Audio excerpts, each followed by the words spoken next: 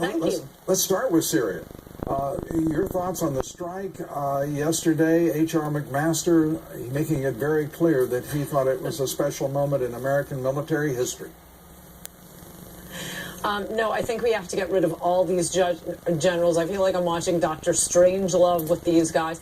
It's like what Sidney Hook said, to a man with a nail, all the world is a hammer.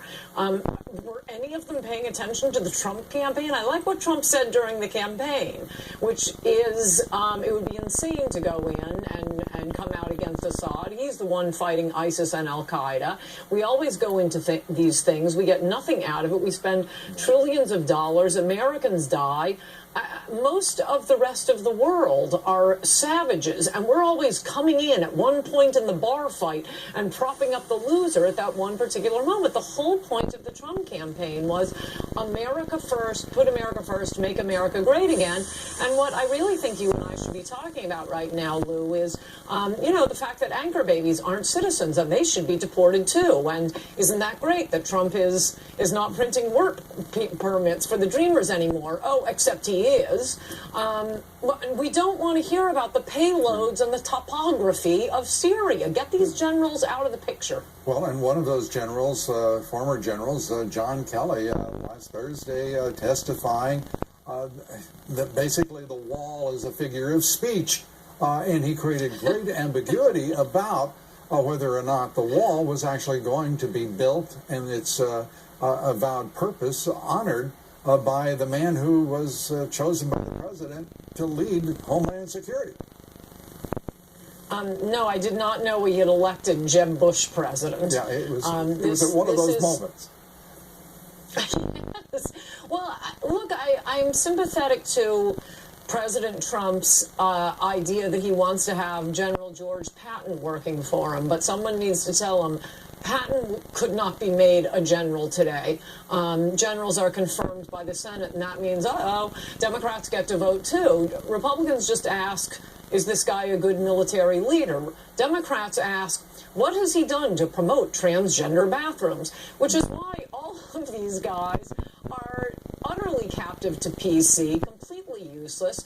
I remember after the Fort Hood shooting, what was that general's name who said, well, as much of a tragedy as Fort Hood was, the greater tragedy would be if diversity became a casualty. That's what our generals are like. I mean, if you want somebody from the military, get a corporal. But no generals, they should be gone.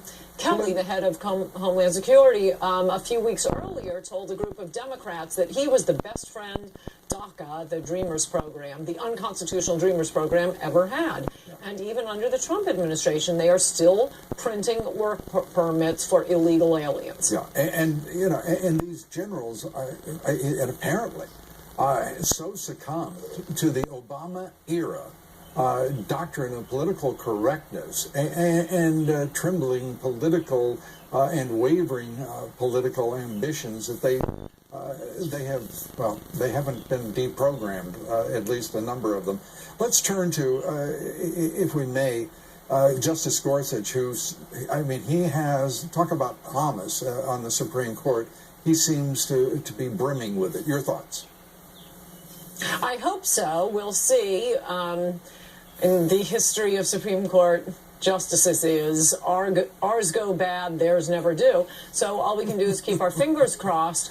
And I mean, the one thing that it's great, it would have been a disaster if it had been Hillary, but my Lord, we're really just treading water. We're replacing Scalia here, so it's not as if fantastic. We replaced Ruth Bader Ginsburg with a sane judge. No, we're replacing one amazingly great judge with what we hope will be half as good a judge. Yeah, and Gorsuch, I happen to be a little more exuberant about it all than you am. I think that he really does seem to have promised to rise to a Scalia-like stature on the court. I go into it optimistic. I hope you're right. I do too. Yes, I will join your optimism. You got it. The idea that this administration has done so much so quickly has been, I think, given too little notice at large and to some degree because of their own messaging. But I have to say, Trump has done a marvelous job to this point, unlike any other president I've seen. Your thoughts, Ann? Yes, I mean, when I wrote Adios America about immigration, I thought the country had about a 10% chance. On November 8th, with the election of Donald Trump, it went up to 90%. But there's a lot to get done. I mean, that's why I, at least, was particularly disturbed by the Syria bombing, because it's the same thing over and over again. These politicians give us the rhetoric. They know what the people want. We want to put America first. We want a wall on the border. We'd really rather have politicians weeping about Kate Steinle than someone in a country 6,000 miles away that has no effect on us. Certainly is not a vital national security interest. But there's a lot to get done. Well, we got you to that point, my gosh. And great to see you. Thanks for being with us. Appreciate it. Do you mind if I call you Sunshine from now on? And thanks so much. And Coulter is our camera. This Canadian